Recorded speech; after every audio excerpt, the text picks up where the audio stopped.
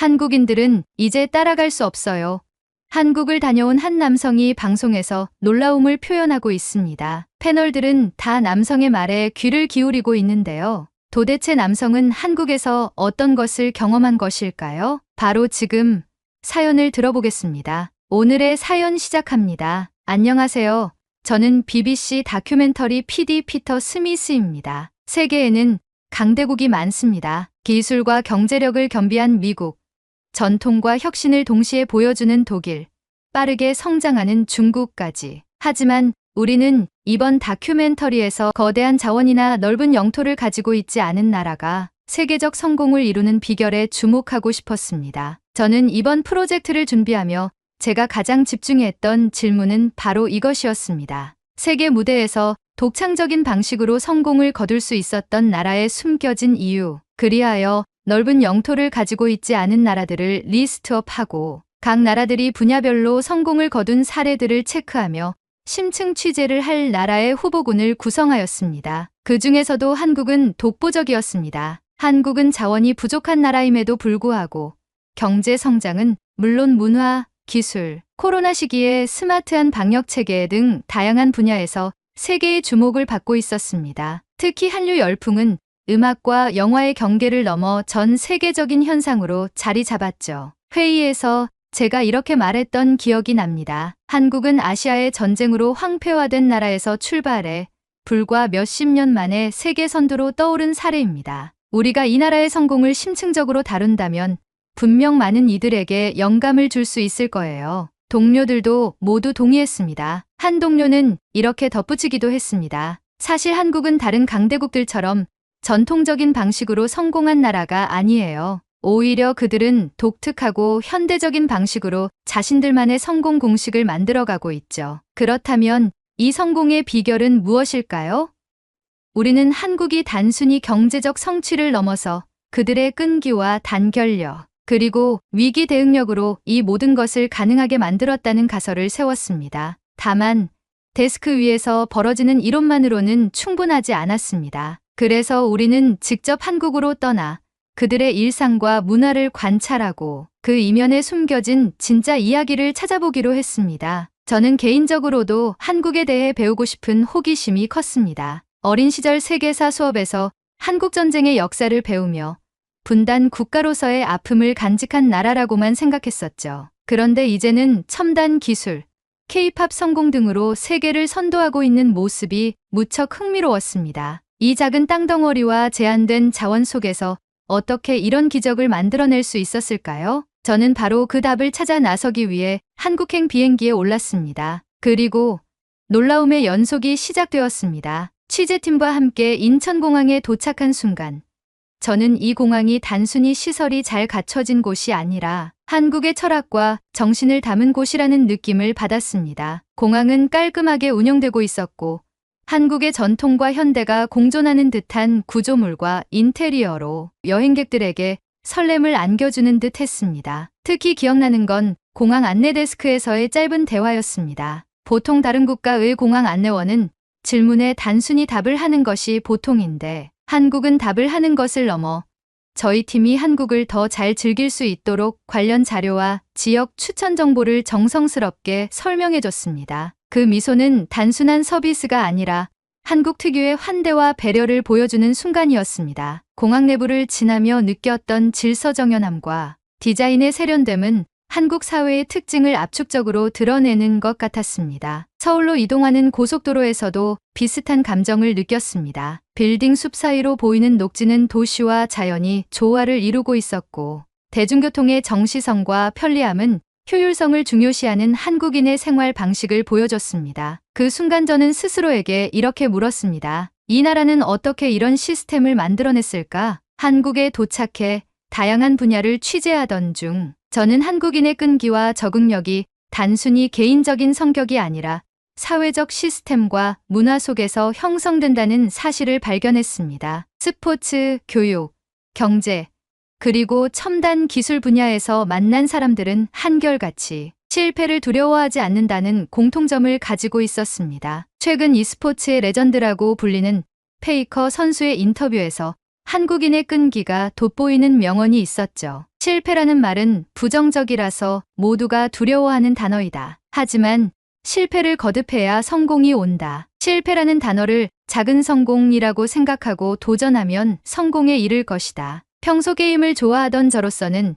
최근에 들었던 이 말이 단순히 페이커 선수의 마음가짐이 아닌 한국인의 끈기와 패기, 열정과 긍지를 보여주는 단면적인 예시로 보였습니다. 한국인의 철학을 느끼지 못한 다른 사람들은 이러한 생각조차 하지 못했을 것이라는 생각도 들었죠. 우리 취재팀이 첫 번째로 방문했던 곳은 한국 스포츠의 심장이라 불리는 진천 국가대표 선수촌이었습니다. 이곳은 한국 양궁, 쇼트트랙, 태권도 등 다양한 종목의 선수들이 세계 무대에서 금메달을 위해 훈련하는 공간입니다. 저는 대한양궁협회 소속 코치와 선수들을 직접 만나 한국 스포츠가 세계 정상급 성적을 유지하는 비결을 알아보기로 했습니다. 양궁장에서 만난 코치는 훈련이 단순히 기술을 가르치는 것이 아니라 정신력을 강화하는 과정이라고 강조했습니다. 양궁은 머리로 쏘는 스포츠입니다. 선수들이 어떤 상황에서도 자신감을 유지할 수 있도록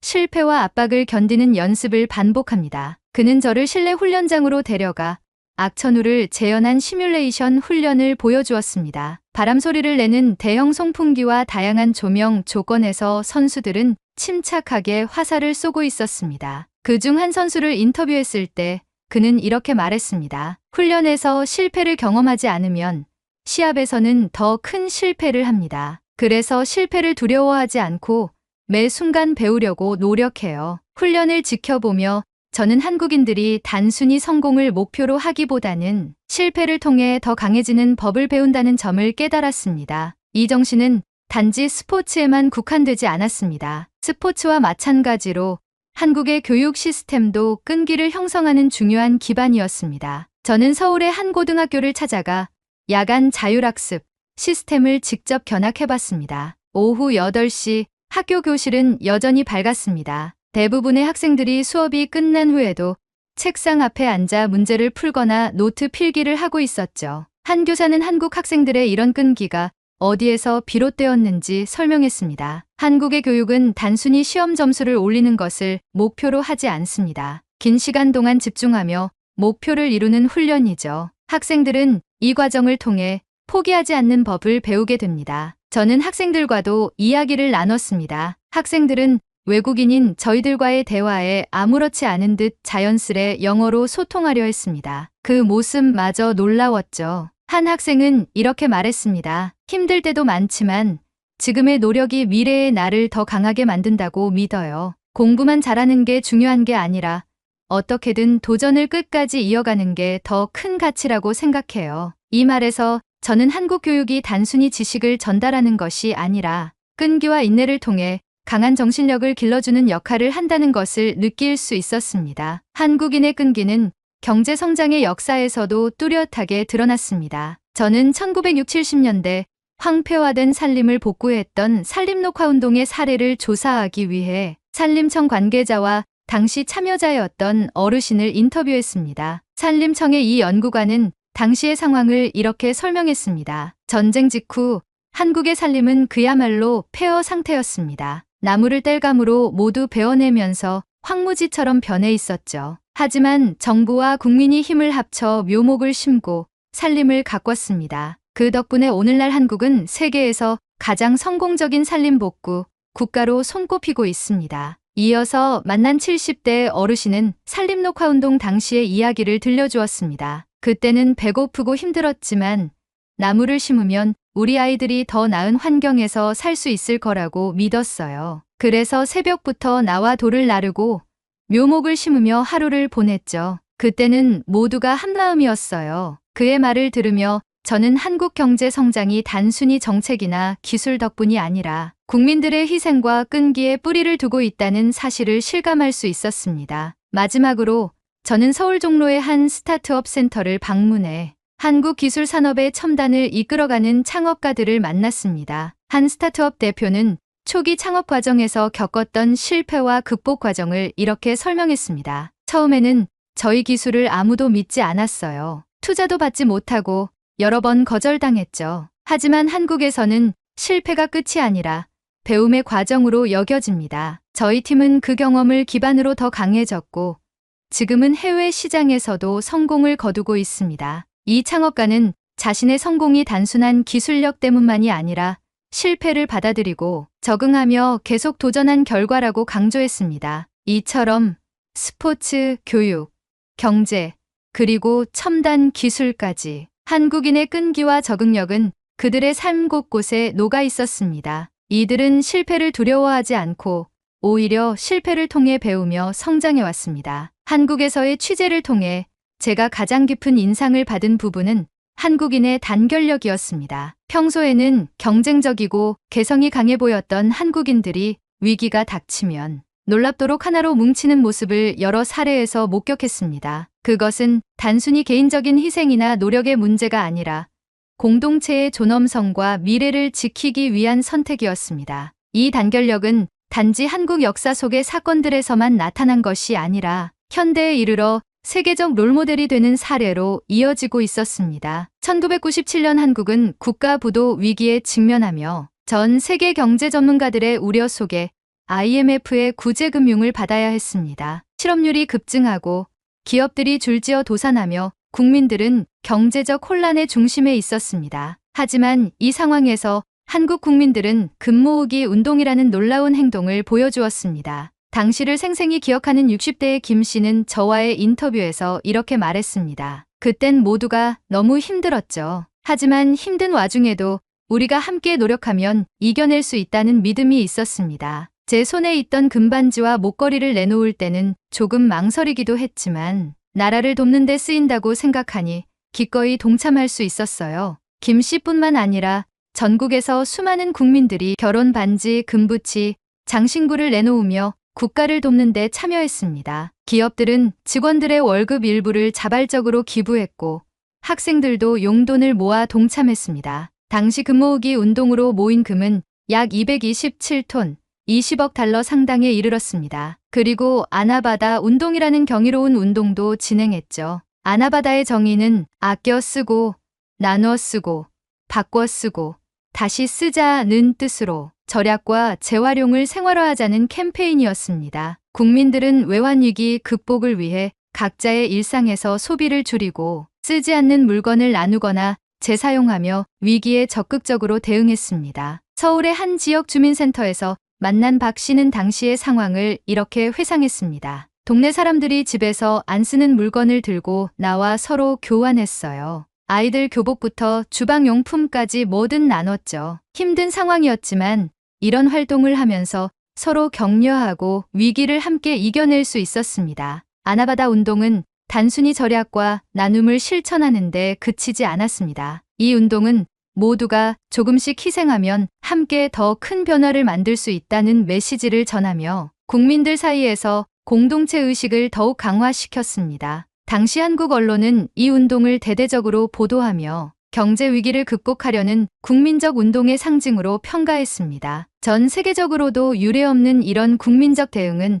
외환위기 극복의 핵심 요소로 자리 잡았습니다. 이 운동들은 단순히 경제적 문제를 해결한 것을 넘어 국민적 단결력의 상징으로 자리 잡았습니다. 한국은 이 단결력을 바탕으로 20년 이상 걸릴 것으로 예상되던 IMF 채무를 불과 3년 8개월 만에 모두 상환하며 세계 경제사에 전례 없는 사례를 남겼습니다. IMF 금 모으기 운동은 전 세계적으로도 큰 충격을 주었습니다. 뉴욕타임스는 이를 두고 국민들이 국가적 위기를 극복하기 위해 자발적으로 행동하는 모습은 매우 드문 사례라고 평가했습니다. IMF 위기에서 보여준 단결력은 자연재난 속에서도 빛났습니다. 2007년 충남 태안에서 발생한 기름 유출 사고는 한국 환경사의 가장 큰 재난으로 기록되었습니다. 수많은 해양 생물과 어민들의 생계가 위협받는 상황에서 한국인들은 다시 한번 놀라운 단결력을 보여주었습니다. 저는 태안의 작은 어촌 마을에서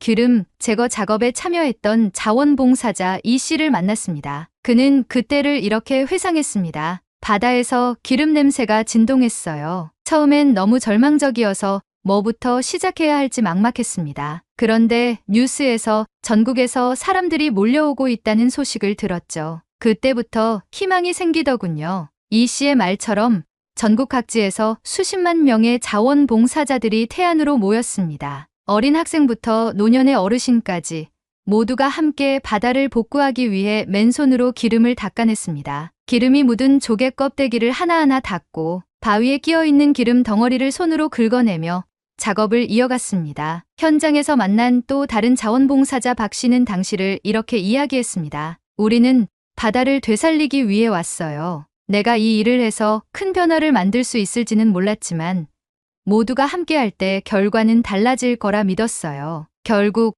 한국인들의 단결력은 세계 환경운동 역사에서도 모범 사례로 남았습니다. 당시 한국인들의 행동은 저희 BBC와 미국의 CNN 같은 주요 매체에서도 다뤄졌으며 뉴욕타임스는 이를 두고 위기의 순간 한국인들이 공동체를 위해 보여준 행동은 전 세계가 본받아야 할 모델이라고 극찬했습니다. 현대에 이르러 한국의 단결력은 다시 한번 세계의 주목을 받았습니다. 바로 코로나19 팬데믹 상황에서의 대응입니다. 팬데믹 초기, 한국은 투명한 정보 공개와 체계적인 방역 시스템, 그리고 국민들의 높은 협조를 통해 위기를 극복해냈습니다. 드라이브스루 검사소에서는 의료진과 자원봉사자들이 한마음으로 움직이고 있었습니다. 그 당시 의료진 박 간호사는 저와의 인터뷰에서 이렇게 말했습니다. 매일 수백 명의 환자를 검사해야 해서 몸은 힘들지만 국민들이 우리를 믿고 협조해주는 모습을 보면 큰 힘이 됩니다. 모두가 이 위기를 함께 극복할 수 있을 거라는 믿음이 생겼어요. 한국 국민들은 정부의 방역 지침을 철저히 따르며 개인적인 불편함을 공동체의 이익을 위해 기꺼이 감수했습니다. 마스크 착용, 거리 두기, 자발적 자가격리는 한국이 전 세계에서 방역 모범국으로 평가받게 만든 주요 요인이었습니다. 하버드대 보건학 교수 마이클 라이언은 한국의 방역 시스템을 두고 이렇게 평가했습니다. 한국은 투명성과 국민적 협력을 통해 방역의 새로운 표준을 만들었다. 이는 단순히 시스템의 승리가 아니라 국민들의 참여와 연대가 만들어낸 결과다. 한국은 위기의 순간마다 개인이 아닌 공동체를 우선시하며 모두가 함께 노력할 때 더 큰 성과를 낼 수 있음을 보여줬습니다. 그들의 단결력은 단순히 위기를 극복하는 데 그치지 않았습니다. 한국인은 모든 문제는 함께 해결할 수 있다는 믿음으로 미래 세대를 위한 희망을 만들어가고 있었습니다. 한국의 이런 행동들은 전 세계에 중요한 메시지를 던집니다. 한국이 보여준 단결력은 그들만의 특수한 문화가 아니라 다른 나라들도 배우고 실천할 수 있는 보편적인 가치임을 깨닫게 했죠. 한국에서의 취재를 마치고 저는 몇 주간의 편집 작업을 통해 다큐멘터리를 완성했습니다. 미처 취재를 하지 못한 내용들과 정보들은 BBC 코리아에 파견 중인 팀원들에게 전달받으며 부족한 부분 없이 차곡차곡 채워나갔습니다. 제작팀과 함께 런던의 BBC 본사 스튜디오에서 방영 준비를 마치며 설렘과 긴장 속에 있었습니다. 한국의 끈기와 단결력을 담은 이 이야기가 과연 시청자들에게 어떻게 받아들여질지 예상하기 어려웠기 때문입니다. 하지만 저는 현대 전 세계 인구가 이 내용에 조금이라도 공감하며 지구촌 모든 인류가 함께 상생하고 발전하는 청사진을 그리길 바라는 마음으로 방영을 기다렸습니다. 다큐멘터리는 프라임타임에 방영되었습니다. 저와 팀원들은 초조하게 방송을 모니터링했습니다. 방영이 끝난 후 우리는 긴장된 마음으로 시청률 데이터를 기다렸습니다. 제작팀의 회의실은 조용했습니다. 몇몇은 초조한 표정으로 커피를 들고 있었고 저는 무심코 테이블 위를 손가락으로 두드리고 있었죠. 드디어 데이터가 들어왔습니다. 화면에 표시된 숫자는 우리가 기대했던 것보다 훨씬 컸습니다. 시청률 12.5%. BBC에서 이 정도 수치를 기록하는 것은 흔치 않은 일이었습니다. 더 놀라운 건 방송 직후 SNS와 댓글창에서 폭발적으로 반응이 쏟아지고 있다는 소식이었습니다. 한 제작팀원이 흥분된 목소리로 외쳤습니다. 피터, 댓글 수가 이미 수천 개를 넘었어요. 사람들이 엄청나게 감동받았나 봐요. 저는 방송 모니터링 화면을 켜고 시청자 반응을 보기 시작했습니다. 수많은 댓글이 실시간으로 올라오고 있었습니다. 그중 몇몇은 저를 멈춰 서게 만들 만큼 강렬했습니다. 한국이 지금 세계적으로 인정받는 이유는 이 방송에 다 있다. 한국처럼 단결할 수 있다면 우리나라도 더 나아질 수 있을 것 같아. 한국인들이 보여준 끈기와 협력, 우리가 꼭 배워야 할 정신, 이 다큐멘터리 대박인데? 한국이 더 멋지고 아름답게 보여. 우리도 위기를 기회로 바꾸는 법을 배워야겠어. 일부 시청자들은 개인적인 경험과 연결 지어 이야기하기도 했습니다. IMF 금모으기 운동은 정말 믿기지 않는 이야기였어요. 제가 그런 상황에 있었다면 과연 그렇게 할 수 있었을까 싶네요. 대단합니다. 태안 기름 유출 사고에서 자원봉사자들이 손으로 바다를 닦아낸 장면은 정말 잊을 수 없을 거예요. 눈물이 났습니다. SNS에서도 다큐멘터리 클립이 빠르게 공유되며 화제가 되고 있었습니다. BBC 공식 계정에 올라온 클립 하나는 몇 시간 만에 100만 조회수를 돌파했고 한국 관련 해시태그가 트위터 트렌드에 올랐습니다. 특히 뉴욕타임스와 가디언 같은 주요 매체들도 다큐멘터리를 인용하며 한국의 단결력과 끈기를 조명했습니다. 하버드대 교수 마이클 라이언은 인터뷰를 통해 다큐멘터리 내용을 칭찬하며 이렇게 말했습니다. 이 다큐멘터리는 단지 한국의 이야기가 아닙니다. 이것은 전 세계가 함께 배워야 할 교훈입니다. 한국은 현대 사회의 롤모델입니다. 밤늦게까지 사무실에서 반응을 모니터링하던 중 저는 한 시청자의 댓글에서 발기를 멈췄습니다. 이 다큐멘터리를 보며 내가 속한 사회에서도 작은 변화를 만들어 보고 싶다는 용기가 생겼습니다. 한국이 이뤄낸 이야기는 단순히 그들의 것이 아니라 우리 모두의 희망이 될 수 있다는 걸 깨달았어요. 이 메시지를 읽는 순간 한국에서 보낸 몇 주간의 기억이 떠올랐습니다. IMF 금모으기 운동에 참여했던 시민들, 태안에서 맨손으로 기름을 닦던 자원봉사자들, 코로나19 방역에 헌신했던 의료진들, 그들의 얼굴과 목소리가 머릿속을 스쳤습니다. 그리고 저는 깨달았습니다. 한국이 우리에게 보여준 것은 단지 위기를 극복하는 법이 아니었습니다. 그것은 공동체의 가치를 지키며 모든 구성원이 힘을 합쳐 더 나은 미래를 만들어가는 과정이었습니다.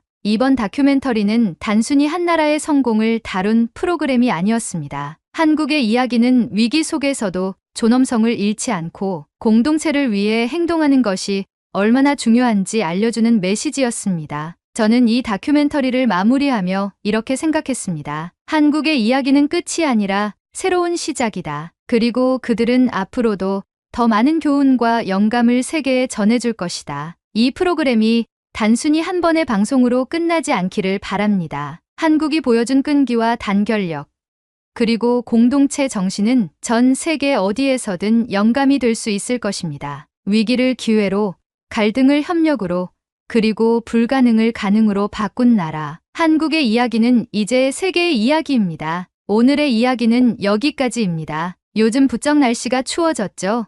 추운 날씨 속에 시청해주신 여러분께 추천드리는 제품들을 태그해두었어요. 특히 화면을 자주 보고 있는 저는 루테인으로 눈 건강을 항상 챙긴답니다. 여러분도 환절기 감기 조심하시고 눈 건강, 몸 건강하게 한국인의 자긍심으로 살아가시는 하루 되시길 바랄게요. 그리고 오늘의 이야기가 마음에 드셨다면 구독, 좋아요 부탁드리겠습니다. 다음엔 더 좋은 사연으로 여러분을 찾아뵙겠습니다. 시청해주셔서 감사합니다.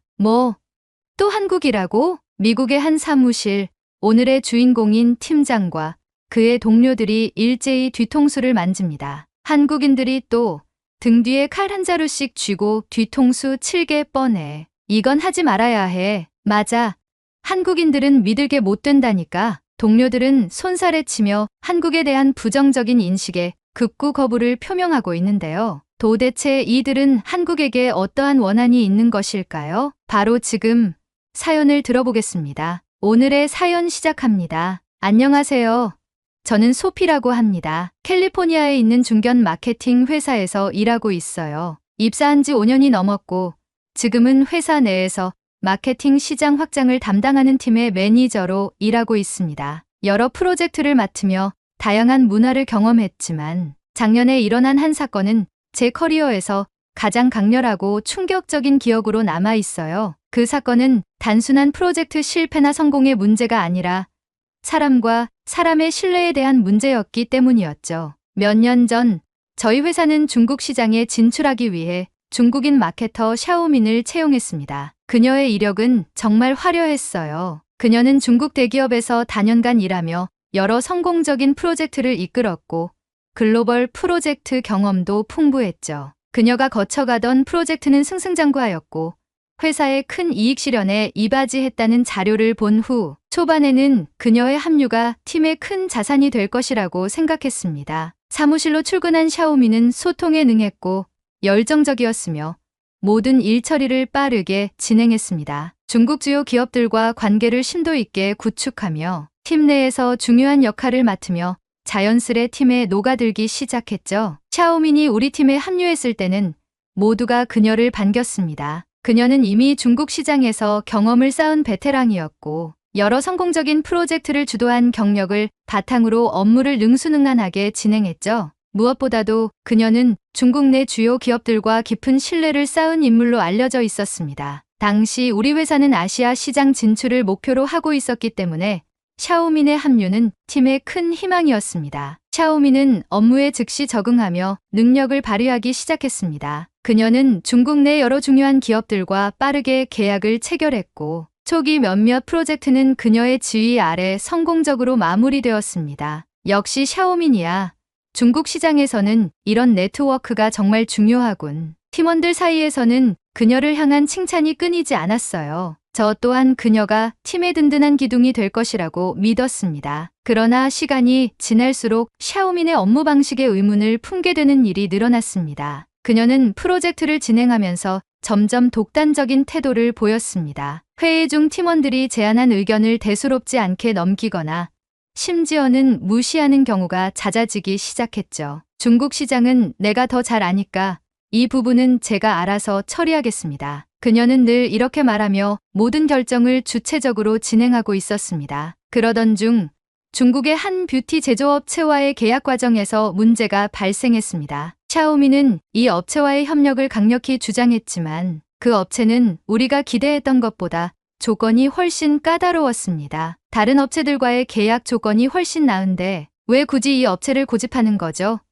이 업체는 계약 조건에 문제점도 보이는 것 같은데요. 팀원들은 의문을 제기했지만 샤오미는 단호했습니다. 이 업체와의 계약이 중국 시장에서 신뢰로 다가올 것입니다. 중국에서 신뢰도가 쌓이게 되면 그 밖의 업체에서도 수월하게 계약을 진행할 수 있고요. 제가 책임지고 알아서 진행할 테니 이 문제에 대해서는 저를 믿고 더 이상 논의지 않아도 될 듯합니다. 모든 팀원들이 불안한 마음을 가지고 있었지만 결국 그녀의 주장대로 계약이 체결되었습니다. 처음에는 큰 문제가 없는 듯 보여서 저희가 했던 불안과 걱정들이 점차 사그러들기 시작했지만 시간이 지나면서 이 계약이 우리 회사에 끼치는 악영향이 점점 드러났습니다. 프로젝트는 협력업체의 까다로운 요구로 인해 계속 지연되었고 추가 비용이 발생하면서 회사의 재정적 부담이 커지기 시작했죠. 심지어 프로젝트 완성 가능성조차 불투명해졌습니다. 사그라들던 불안은 다시금 점화되었고 팀원들은 그녀의 일 처리 방식에 점점 불만을 터뜨리기 시작했습니다. 우리가 처음부터 경고했잖아. 이 계약은 무조건 문제가 생길 거라고. 왜 샤오미는 항상 자기 뜻대로만 하려고 하지?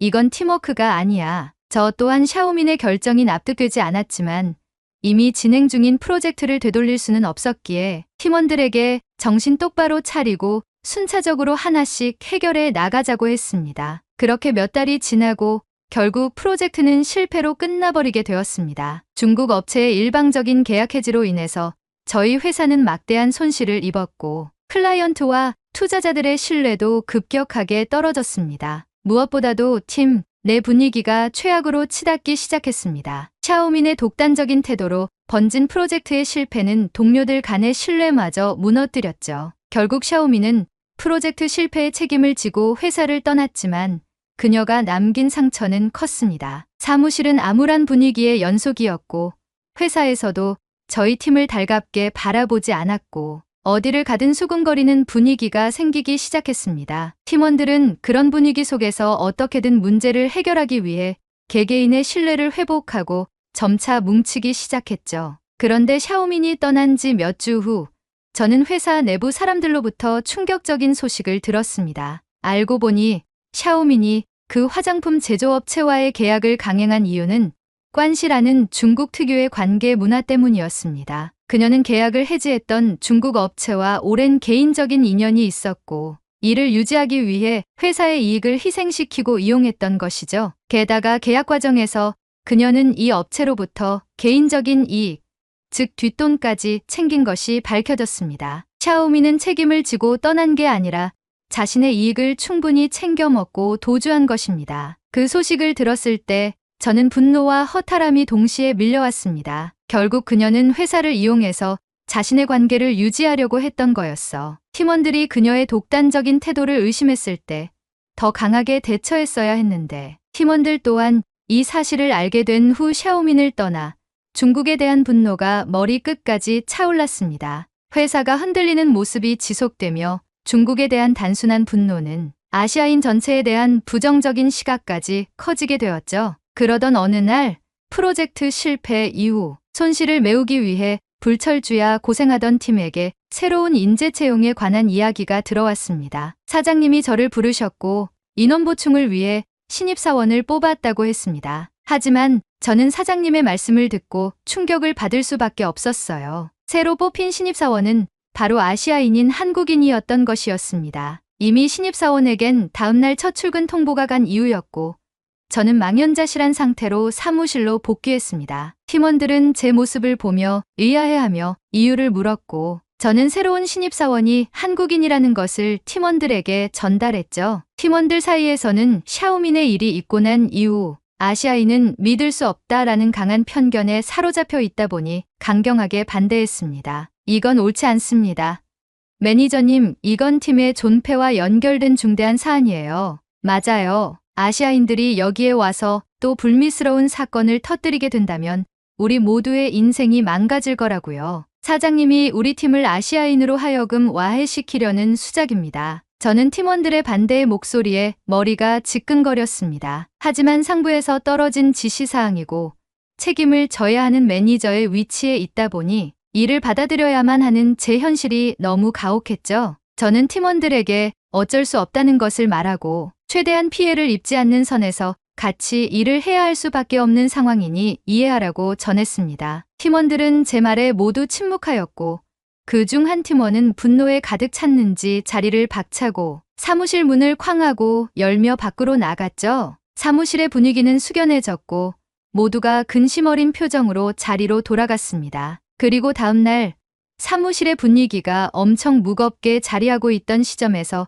한국인 신입사원 지원이 나타났습니다. 지원은 경력이라고는 작은 회사에서의 인턴 경험이 전부인 신입사원이었어요. 그녀의 이력서나 면접에서의 태도는 특별히 뛰어나 보이지 않았다는 말을 인사팀에게 들은 이후라서 팀원들은 그녀를 부정적으로 바라봤습니다. 또다시 당하면 어쩌지? 샤오민도 처음엔 그렇게 유능해 보였잖아. 얘도 뭐 다르겠어? 한국인이라고 해서 다를 건 없잖아. 아시아인들은 다 똑같아. 이런 말이 공공연히 나왔습니다. 하지만 우리는 지원을 받아들일 수밖에 없었어요. 사장님께서 말씀하신 아시아 시장으로의 확장이 절실했기 때문입니다. 그렇게 지원은 팀에 합류했죠. 솔직히 저도 지원에 대해 큰 기대를 하지는 않았습니다. 팀원들 사이의 분위기도 차갑기만 했죠. 식사를 할 때나 커피를 마시거나 회의를 할 때마다 그녀와 함께하지 않았습니다. 하지만 그녀는 그런 분위기 속에서도 묵묵히 자신의 역할을 해냈습니다. 조용히 자신이 해야 할 일들을 수행하는 지원의 모습을 보며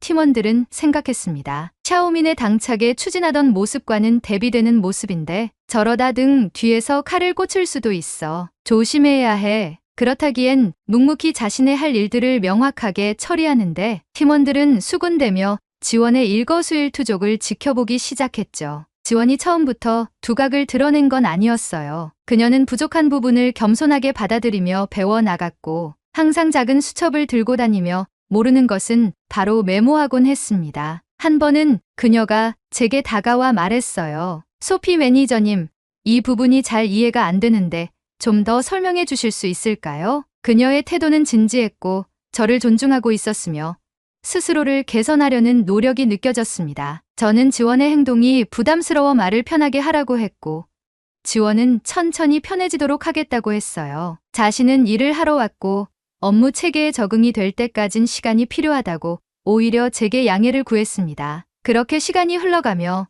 팀원들은 지원의 태도에 조금씩 주목하기 시작했습니다. 특히 그녀가 보여준 성실함과 끈기는 놀라웠죠. 그러던 어느 주말, 우리는 중요한 프로젝트를 준비하느라 사무실에 모여 회의 중이었습니다. 주말까지 일해야 할 정도로 프로젝트는 급박했고 분위기는 무거웠어요. 그런데 그때 지원이 환한 얼굴로 사무실로 들어왔습니다. 여러분, 식사는 하셨나요?